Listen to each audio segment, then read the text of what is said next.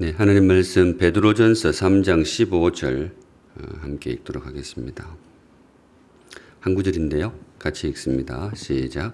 너희 마음에 그리스도를 주로 삼아 거룩하게 하고 너희 속에 있는 소망에 관한 이유를 묻는 자에게는 대답할 것을 항상 준비하되 온유와 두려움으로 하고. 네, 오늘의 말씀은 첫 시간으로 왜 예수인가? 저기 이제 이번 세겹줄 기도의 주제를 왜라고 그렇게 잡았는데 조금 처음에는 다른 주제를 잡았었어요. 다른 주제를 잡았는데 세겹주 그 코로나 상황이 길어지면서 우리 신앙의 좀 근본을 돌아보고 싶다. 그리고 오늘 사실 질문이 조금 도발적일 수 있습니다. 나는 왜 예수를 믿는가? 어떤 면에서 오늘 제 신앙 고백을 하려고 해요. 그 내일은 우리는 왜 교회를 다니는가? 사흘째는 우리는 왜 목장 모임을 하는가? 네 번째 날이 조금 그런데 우리는 왜 샘물교회를 하는가? 다른 교회 안 하고 왜 샘물교회를 하는가? 그런 것들을 사실은 설교를 할 때는 성경 보고 이렇게 쭉 이렇게 하는데 이번에는 그렇게 안 했습니다. 그냥 제가 평소에 생각하는 게 적고 거기에 대한 성경을 여기저기 끌어오는 방식으로 말씀을 준비했습니다. 우리 신앙의 근본을 돌아보는 그런 시간이 되시면 좋겠습니다. 나는 왜 예수를 믿는가? 신앙의 회의를 품자는 그런 의미는 전혀 아니고요. 오히려 우리가 믿는 신앙을 더 확고히 하고 우리가 걸어가고 있는 걸음을 더 당당하게 걸어가고 싶다. 그런 의미에서 이 질문을 던집니다. 그 기초가 이제 방금 읽은 베드로전서 3장 15절인데요. 너희 마음에 그리스도를 주로 삼아 거룩하게 하고 너희 속에 있는 소망에 관한 이유를 묻는 자에게 너희 속에 있는 그 소망, 너는 어떤 소망을 품고 사느냐? 그걸 물어보면 대답할 것을 항상 준비하라는 거예요. 근데 여기에 소망이라는 것이 단지 내 앞으로 인생이 어떻게 했으면 좋겠다. 그게 아니고 예를 들어 죽음 앞에서도 나는 어떤 소망을 품고 죽는다. 그런 내용이에요. 그러니까 인생의 어떤 신앙에 관한 그런 내용입니다. 그걸 누가 물어보면 대답할 것을 항상 준비해라. 그리고 온유와 두려움을 하라. 윽박지르지 말고 충분히 네가 조분조분 이야기할 수 있는 그런 대답을 준비하고 살아라. 그래서 대답해 줘라. 누가 물어보면 너 왜 예수를 믿니? 그러면 나는 이래서 예수를 믿어 하고 조분조분 이야기해 줄 수 있는 톤 하나도 안 높이고 내 속에 있는 것을 그대로 이야기할 수 있는 것을 준비하는 것이 성숙한 성도다. 그런 의미입니다. 그런데 이게 다른 사람을 향해서도 그렇지만은 나 자신을 향해서도 그래요. 나는 왜 예수를 믿는가? 내 스스로 질문이 올라올 때도 있단 말이죠. 그때 자기 자신에게 대답을 해줘라. 신앙의 길이라는 것이 결코 가볍지가 않거든요. 우리 삶의 많은 부분을 차지하고 에너지도 들고 근심도 들고요. 소망도 들고 여하튼 내 삶의 상당히 큰 부분을 이 신앙에 할애를 하고 있는데 이유 없이 믿을 수는 없거든요. 나는 왜 예수를 믿는가? 나는 왜 내 삶을 예수와 연결했는가? 그걸 아는 것이 중요하고 진술을 하는 것이 중요하다라는 겁니다. 물론 이게 말로 잘 표현이 안 되는 부분도 분명히 있습니다. 저도 잘 알아요. 가슴에 분명히 있는데 그게 언어로 잘 안 나오는 부분도 있어요. 그러나 오늘 성경은 그걸 노력을 하라는 거예요. 언어화하고 그걸 내 속에 품고 살았으면 좋겠다. 그래서 어떤 의미에서는 오늘은 지극히 개인적일 수 있는 저의 신앙 고백일 수 있는데요. 저 이참에 한번 돌아봐서 나는 왜 예수를 믿는가? 그래도 젊은 시절 딴 길 가다가 일로 올 때는 이유가 있어야 될 거 아니에요. 사실 여러분들도 그렇지만 저 인생 걸고 믿고 있거든요. 이유 없이 믿으면 이거는 참 곤란하단 말이죠. 그래서 나는 왜 예수를 믿는가? 혹시 제 말이 고백이 여러분들의 신앙에도 좀 도움이 되기를 바랍니다. 거창한 건 아니에요. 너무 거창한 기대하실 필요 없고. 첫 번째, 나는 왜 예수를 믿는가? 예수님의 이야기가 나를 행복하게 만들기 때문에 그렇습니다. 제가 이야기라는 말을 썼습니다. 제일 처음 예수를 만날 때 내가 대면에서 만난 게 아니거든요. 그분의 이야기를 들었어요. 근데 그 이야기가 참 나를 행복하게 만든다 이거예요. 사실은 사람은 누구나 이야기를 품고 삽니다. 이야기 속을 산다라고 해도 과언이 아니에요. 그걸 인생관이라 부르기도 하고 세계관이라 부르기도 하고 어려운 말로는 메타 내러티브 이런 말도 쓰기도 해요. 내 삶을 싣고 흐르는 이야기, 내 삶이 어디서 와서 어디로 가는지 큰 이야기를 누구나 품고 살아요. 수많은 이야기들이 있는데 우리 예전 조상들은 단군 그 신화를 내 삶의 이야기로 삼았단 말이죠. 실제 단기 몇 년 이래 가지고 우리의 삶은 거기서 시작이 되었고 그래서 그렇게 가고 조상에게 돌아가고 그런 이야기를 품고 산 거예요. 지금 생각하면 조금 그런 이야기를 품을 수 있나 싶지만은 그 이야기를 품고 살았던 거예요. 근데 이 세상에 그런 이야기들 굉장히 많아요. 누구든지 그걸 하나씩 자기 이야기로 받아서 사는데 저는 세상에 떠도는 이야기 중에서 예수 이야기를 나의 이야기로 삼습니다. 그게 사실은 신앙이에요. 근데 나는 왜 예수 이야기를 선택했느냐? 그분의 이야기가 나를 너무나 행복하게 만들어요. 내 인생을 살만하게 만들어주는 그런 이야기입니다. 예수님의 이야기의 특징이 이 우주를 가득 채운 것이 나를 향한 신의 사랑이다. 이렇게 이야기를 들려줘요. 이 우주를 가득 채운 것이 차가운 공기가 아니고 정말 나를 향해 따뜻한 사랑으로 가득 차 있는 그런 세상이야. 그런 이야기를 우리에게 들려주는 거예요. 예수 이야기가 그래요. 제일 대표적으로 요한복음 3장 16절 하나님이 세상을 이처럼 사랑하사 독생자를 주셨으니 성경 이야기의 제일 중심에 있거든요. 창조의 사랑도 있지만은 그 하나님이 나를 위해 이 세상을 만드신 하나님이 또 나를 위해서 그분의 외아들의 목숨을 내어주셨다. 그런 선포예요. 내가 살고 있는 세상이 그런 세상에 살고 있다는 거예요. 나를 위해 사랑으로 만든 창조의 세계, 또 내가 무언가 잘못될 때 그 나를 지으셨던 그 하나님이 당신의 외아들의 목숨을 태워가지고 나를 구원한다. 그 이야기를 해주는데 이 이야기가 얼마나 좋아요. 누군가 나한테 밥 한 끼만 사줘도 마음이 따뜻해지고 내가 어려울 때 누군가가 나를 찾아와서 방문만 해줘도 마음이 참 푸근하고 그러는데 예수님의 이야기는 급이 달라요. 천지 만물의 창조주 하나님께서 나를 너무나 사랑하시고 그래서 이 세상을 만드셨고 그것도 모자라서 당신의 외아들의 목숨을 나를 위해서 내어주셨다.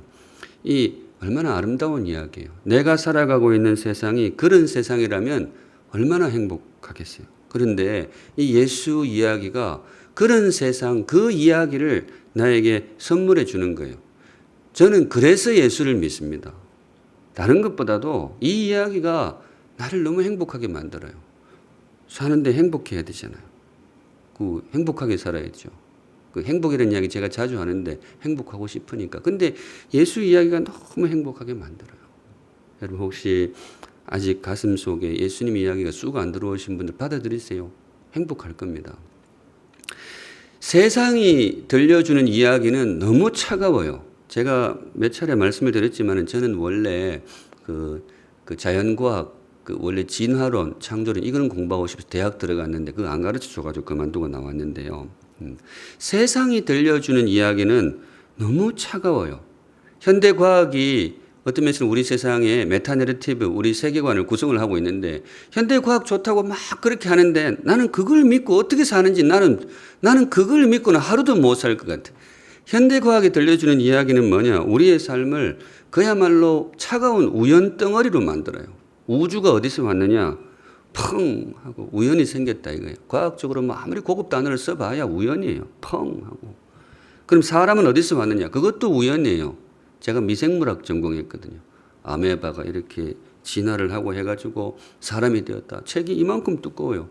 근데 줄이면 그게 뭐냐? 물론 그 속에서 생물학적인 그 방식이나 법칙, 뭐 바이러스, 백신 만드는 기술은 나오겠지만은 나의 인생에 대해서 알려주는 단어는 한 단어밖에 없어요.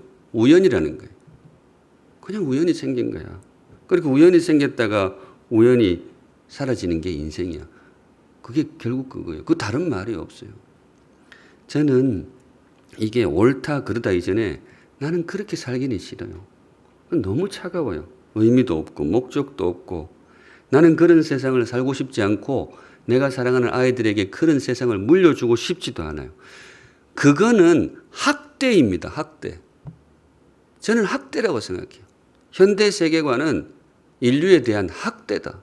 꼭 애를 때려야 학대는 아니죠. 눈빛만 차갑게 쳐다봐도 학대고 이 차가운 고개를 돌려도 학대인데 이런 차가운 이야기를 던져놓고 그 속에 살다가 죽어라. 이거는 학대예요. 학대. 저는 그런 세상을 살기 싫어요. 살기 싫어요. 우리에게는 정말 따뜻한 이야기가 필요합니다. 살만한 가치가 있고 나라는 존재가 참 귀하다. 누군가를 나를 따뜻하게 바라봐주고 있고 심지어 누군가 나를 위해 정말 소중한 목숨까지 내어줄 수 있는 그런 눈빛으로 나를 바라보고 있다. 한 번을 살아도 하루를 살아도 이런 세상을 살아야지 어떻게 그렇게 차가운 걸 살겠어요. 그러니까 저는 원래 예수 믿는 가정이 아니었는데 중간에 이 이야기를 만났어요. 저는 그래서 예수를 믿습니다. 나는 그런 세상을 살고 싶어요. 내 아이한테도 그런 이야기를, 그런 세상을 물려주고 싶어요. 마음이 아파하시면 지금도 그러하시지만은 사랑하는 우리 성도 여러분, 예수 믿고 사시기 바랍니다. 예수님의 이야기를 품고 사시기 바랍니다. 두 번째, 나는 왜 예수를 믿는가? 조금 다른 언어인데요. 역사성과 합리성 때문에 그렇습니다. 예수 신앙은요, 역사적인 신앙이고 합리적인 신앙입니다. 저도 나름 한 논리 하는데 예수 신앙 믿을만 하더라고요. 그래서 저는 예수 이야기를 믿습니다. 예수님의 이야기가 우리를 행복하고 따뜻하게 만든다고 해도 그게 그냥 허상이라면 내 인생을 거기다 걸 수는 없거든요. 한 번뿐인 이 참 소중한 인생을 허상 위에 세울 수는 없잖아요. 만일에 그렇다면 그건 아편에 불과합니다. 종교는 아편이다 그러는데 그 사람들이 말이 맞을 수 있어요. 그런데 저는 예수를 믿는 것이 그게 아님을 제가 알기 때문에 그래요. 예수님은 가공의 인물이 아니고 역사적인 인물입니다. 그리고 그분의 십자가와 부활은 종교적인 상상의 산물이 아니고요. 역사적으로 특별히 합리적으로 충분히 추론이 가능한 사건입니다. 실체에 접근이 가능을 해요. 사실 성경, 특별히 예수님의 행적을 기록했던 복음서 기자들은 다 그런 생각으로 기록을 했습니다. 이 사람들이 종교 사상을 기록한다고 기록한 게 아니에요. 역사적인 사건을 추적하는 일종의 르포집이었어요. 누가복음 1장에 이런 말씀이 나옵니다. 우리 중에 이루어진 사실에 대하여 처음부터 목격자라는 말이 나옵니다. 말씀에 일꾼된 자들이 전하여 준 그대로 내력을 있었던 일들을 저술하려고 붓을 든 사람이 많은지라. 당시 워낙에 특별한 사건이 일어났기 때문에 그걸 기록하려고 달려든 사람들이 굉장히 많았던 거예요. 그리고 그냥 달려든 게 아니고 목격자들을 찾아다녔어요. 직접 본 사람. 그리고 주변 애를 다 조사를 했어요. 거의 기자 수준으로 달린 거예요. 고대 시대의 기자라고 할 수 있어요. 그것도 굉장히 현장에 밀착해서 취재하는 밀착 기사였습니다. 3절에 그 모든 일을 근원부터 자세히 미루어 살핀 나도 누가도 그 일에 뛰어들었다는 거예요. 나도 처음부터 다 살펴보았다.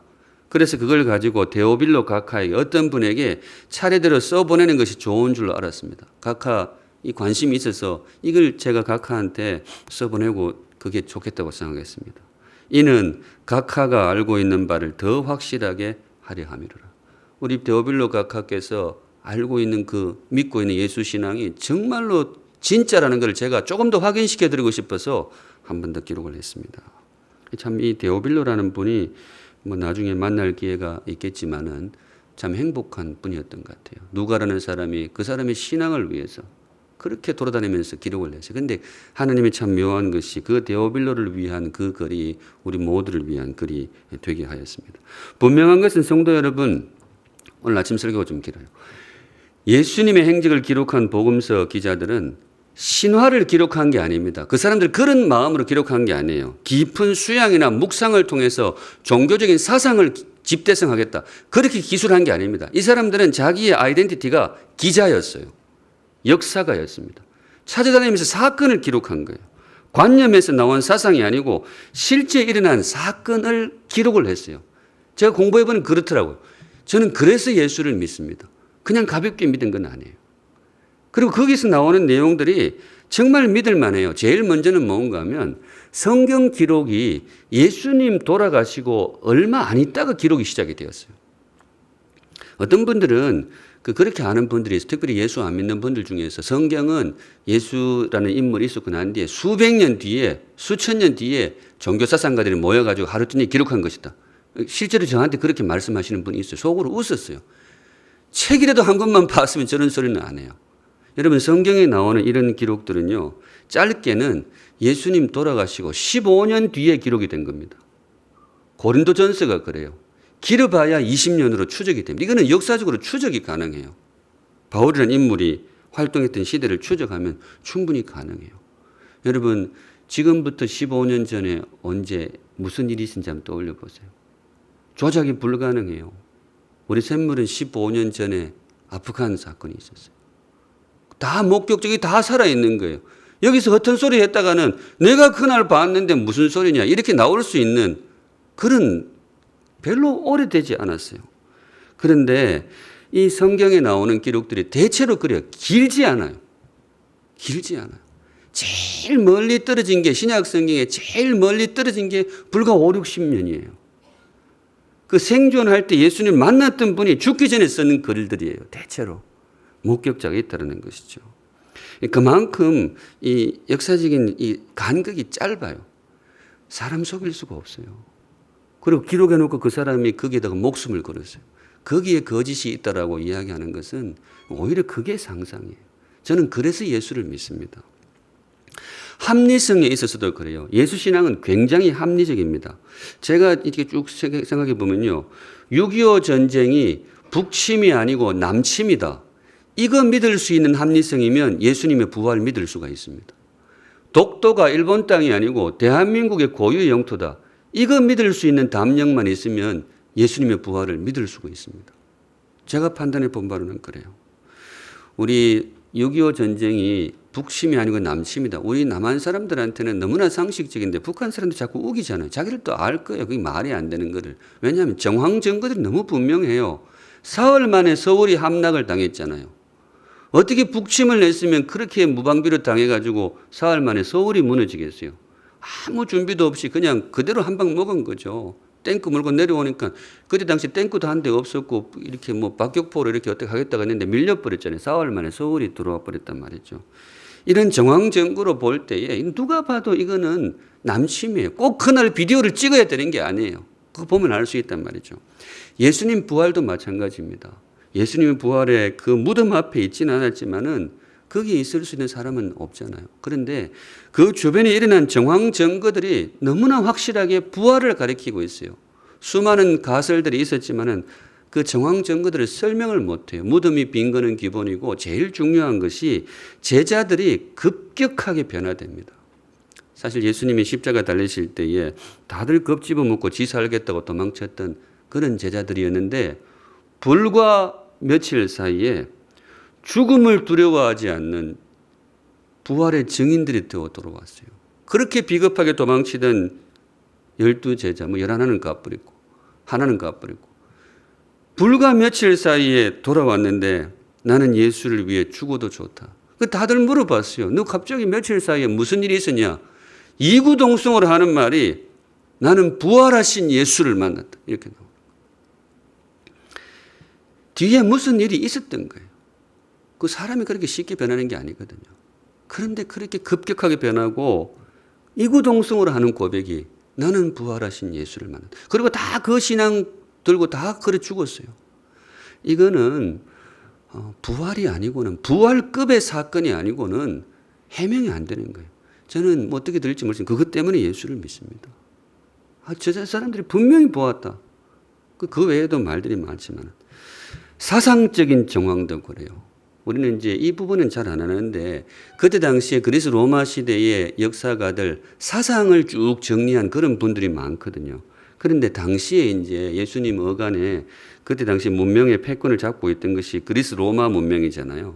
근데 그리스 로마 문명을 쭉 조사를 해보면요. 죽은 사람이 다시 살아날 수 있다는 개념이 없어요. 아무리 찾아봐도 그런 사상을 펼친 철학자는 없어요.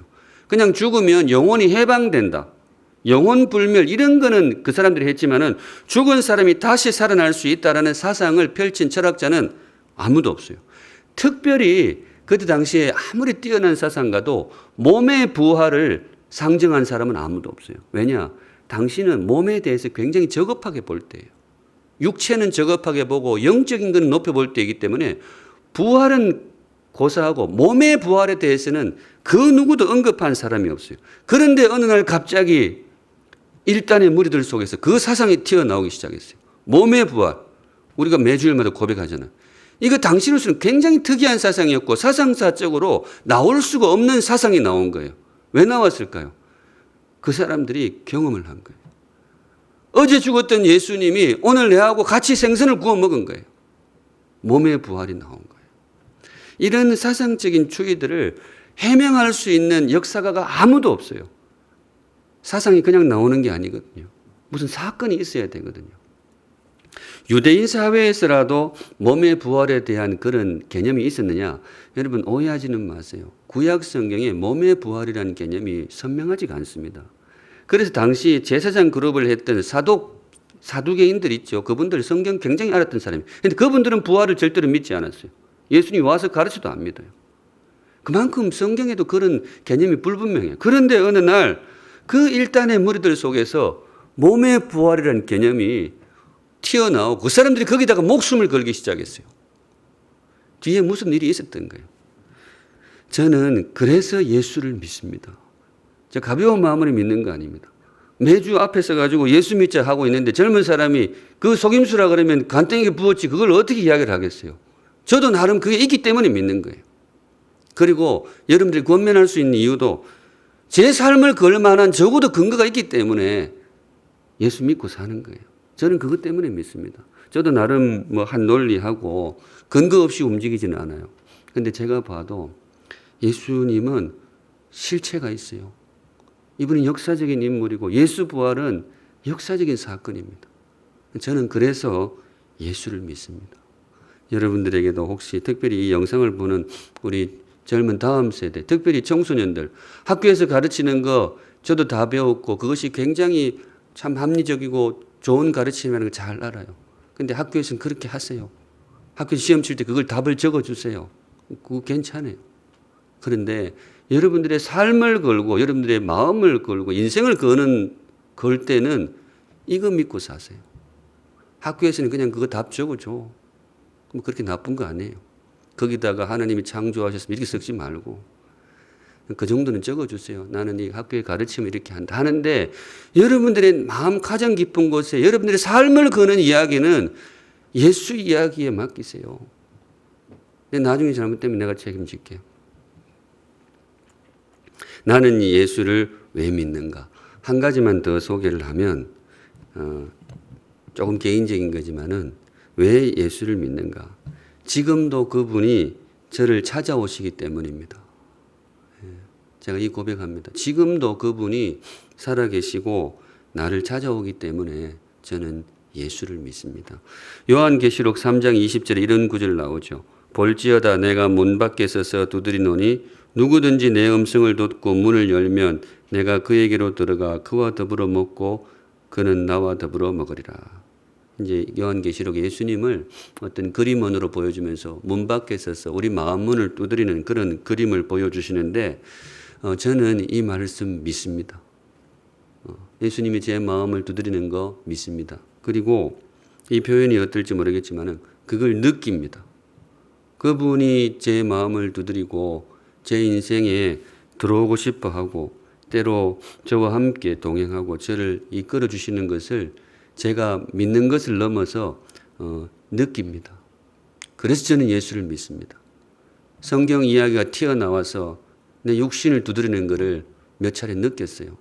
그래서 확신을 품고 예수를 믿습니다. 그분이 저의 삶을 어떻게 두드리시고 어떻게 인도하시느냐 굉장히 단순하더라고요. 말씀으로 그리고 기도로 이렇게 하세요. 말씀으로 기도로. 제가 뭐 삶의 국면에 중요한 순간에 주님의 인도하심을 받은 경험들을 간간히 말씀을 드렸습니다마는 유학 시절 박사과정 논문이 거절당했지만은 그런데 정말 기도 중에 그것보다 훨씬 더 선한 길로 이끌어 주시는 절묘한 하나님의 섭리를 경험했고 목회를 하면서도 그런 걸 많이 경험했어요. 그 목회를 포기하려고 어디 기도원에 갔는데 거기서 우연찮게 어떤 분을 만나가지고 1박 2일로 구중을 듣고 길을 틀었는데 그 다음 길을 정말 절묘하게 인도해 주셨던 일. 그 남들 듣고 나면 나중에 그거 뭐 그럴 수도 있지. 지구상에 뭐 그럴 수도 있죠. 그런데 그 안에 있을 때 나는 느끼는 거예요. 이거는 두드리는 거예요. 놓고 소리가 굉장히 컸어요.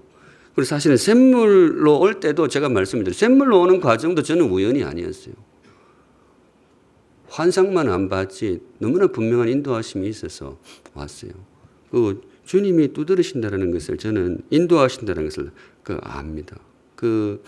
지금도 그분이 저의 삶을 인도하시고 근데 특별한 방식은 아니에요. 늘 교회가 기도하라 말씀 읽어라 이렇게 하는 이유가 그걸 통해서 두드리시더라고요. 그걸 통해서 두드리세요. 최근에도 사실 그런 일이 있었어요. 제가 자세히 말씀드리기는 그렇고 최근에 제 마음이 굉장히 심란한 적이 조금 있었습니다. 제가 샘물에 오면 모든 것이 행복할 줄 알았는데 사람 일이라니 꼭 그렇지는 않아요. 그렇다고 어떤 일이 있는 거 아니고 목사로서 연약함이 드러나는 순간이 있었어요. 제 경험이 그렇습니다. 그 서울에 목회하러 갈 때도 너무나 분명한 하나님의 인도하심이었어요. 인도하심. 그런데 여러분 그거는 기억하세요. 하나님의 인도하심이라고 다 행복한 건 아니에요. 그 오해하시면 안 돼요. 하나님의 인도하심이라고 다 그냥 평탄한 건 아니에요. 예수님의 십자가가 하나님의 인도하심이었을까요? 예수님 혼자 간 길일까요? 필요하면 그런 일도 있는 거예요. 근데 물론 제가 그런 일이라는 것이 아니고, 근데 여하튼 굉장히 힘이 들었어요. 생각보다 거의 잠을 많이 설치고 생각도 막 복잡하고 이렇게 해야 되나 저렇게 해야 되나 이렇게 하고 있는데 주님이 제 느낌이 거의 망치로 두드리시더라고요. 망치. 새벽 기도 때였어요. 새벽 기도. 그 전날에 이제 그런 고민이 있어서 막 이렇게 하고 있는데 새벽 기도 설교를 듣는데 물론 그때는 저는 새벽 기도 설교는 저는 안 하니까 교육자 다른 분이 설교했는데 그 말씀이 진짜 망치로 두드리고 망치로. 당사자는 몰라요. 표정 관리하느라고 죽는 줄 알았어요. 저 인간이 지금 내 들으라고 하는 소리인가. 그러고 내 듣고 있었어요. 근데 그게 굉장히 고마웠어요. 하나님이 그런 일이 있을 때마다 제가 제일 행복한 건 뭔가 하면 하나님이 적어도 내 인생에 대해서 관심이 있구나. 내 심리 상태에 대해서 이 관심이 있구나. 위로를 해주고 권면을 해주고 이게 중요한 게 아니에요. 천지 만물의 창조주께서 내 인생에 적어도 관심이 있고 필요하면 위로도 해주지만 필요하면 망치로 두드린다 이거죠. 그 부분이 굉장히 좋았어요. 성도 여러분, 지금도 그 예수님이 살아 계십니다. 제가 그걸 느껴요. 그분이 성경 속에 활자로만 존재하는 게 아닙니다. 우리가 살아 숨쉬는 이 공기 속에 그분이 살아 계세요. 그리고 그분을 따르는 성도들의 삶에 그분이 관심이 있습니다. 그래서 때로 두드리십니다. 비유적인 표현이 아니고 정말로 두드리세요. 저도 그걸 느껴요. 저는 그래서 예수를 믿습니다. 그래서 예수를 믿습니다. 때로 그분의 음성이 조금 부담스러울 때도 있고 망치처럼 아플 때도 있어요. 그렇지만은 그분이 살아계심을 믿고 그분의 나를 향한 사랑을 알기 때문에 오늘도 저는 예수 믿고 살고 인간의 앞날을 누구도 알 수 없지만 저는 내 마음이 약해지지 않는 한, 내 마음이 미치지 않는 한 이 예수 믿고 살 것입니다. 마음이 아파시면 여러분들도 그렇게 하시면 좋겠어요. 사랑하는 샘물 성도 여러분, 예수 믿고 사시기 바랍니다. 세상에 이 이야기만큼 따뜻한 이야기가 없어요. 이 이야기만큼 역사적이고 합리적인 이야기가 없어요. 믿을만 합니다. 그리고 무엇보다 그분이 지금도 살아계시고 우리의 삶을 두드리십니다. 열린 마음을 여시면 느낄 수가 있어요. 말씀과 기도로. 이 귀한 예수님 믿고 행복하시기를 우리 주님의 이름으로 축복합니다. 아멘. 함께 찬양하겠습니다. 288장 예수를 나의 구주 삼고. 우리 신앙 고백하는 마음으로 찬양하겠습니다.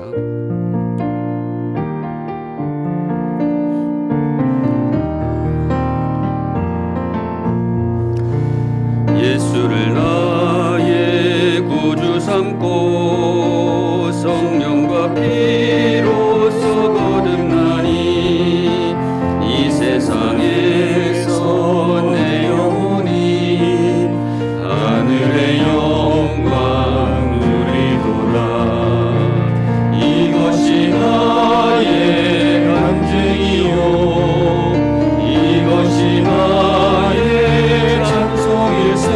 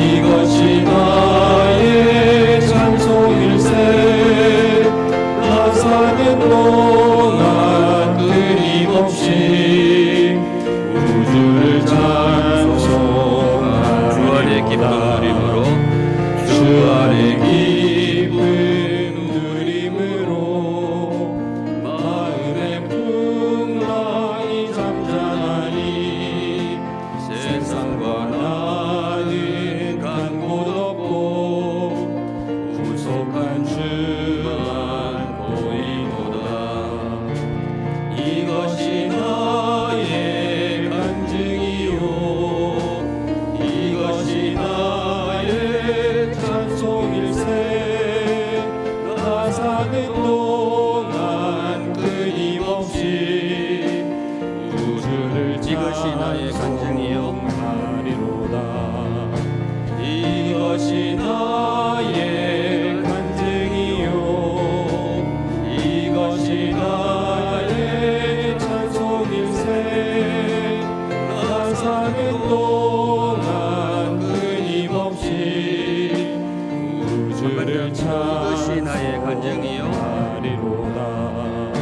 이것이 나의 간증이요 이것이 나의 찬송일세. 나 사는 동안 끊임없이 우주를 찬송하리로다. 네, 우리 같이 한번 기도하고 제가 내려가겠습니다. 그냥 고백의 기도하면 좋겠습니다. 하나님, 나는 예수를 믿습니다. 사실 목사가 제일 듣고 싶은 소리 그거겠죠. 하나님, 저는 예수님을 믿습니다. 여러분들의 고백의 언어로 담담하게 고백하시면 좋겠습니다. 나는 예수를 믿습니다. 예수님의 십자가를 믿습니다. 세상 사람들이 뭐라 그래도 나는 예수 부활을 믿습니다. 이 믿음이 나의 구원이 될 줄로 믿습니다. 나는 예수를 믿습니다. 나도 예수를 믿습니다. 우리 다 같이 한 1분 정도 같이 고백의 기도하시겠습니다. 거룩하신 하나님 아버지, 우리 성도들과 함께 우리의 신앙을 고백합니다. 예수를 믿습니다. 주님, 참 예수님의 십자가를 믿고 예수님의 부활을 믿습니다. 세상이 들려주는 이야기는 다른 이야기들이 많지만 주님, 나는 예수를 믿습니다. 나는 예수를 믿습니다. 예수님이 너무나 따뜻한 분이고 예수 이야기가 너무나 합리적이고 역사적이기 때문에, 그리고 지금도 나에게 다가오시는 예수를 느끼기에 나는 예수를 믿습니다. 예수 믿는 사람으로 살 것이고 이 믿음으로 죽을 것입니다. 이 믿음이 나를 구원할 것을 믿습니다. 나는 예수를 믿습니다. 우리 성도들 다 같이 하나님 앞에 고백하고 우리의 이 신앙을 인쳐주시고 그 믿음을 우리에게 더하여 주시옵소서. 네, 계속해서 기도하실 때에 하나님, 이 귀한 믿음이 내가 사랑하는 모든 사람들에게도 주어지게 하옵소서. 또 우리 샘물교회가 다른 그 어떤 귀한 일들이 많지만은 예수 신앙이 전파되는 그런 샘물이 되게 하여 주시옵소서. 또 개인적으로 갖고 나오신 기도 제목 가지고 기도하시고 모임 파하도록 하겠습니다. 같이 기도하시겠습니다.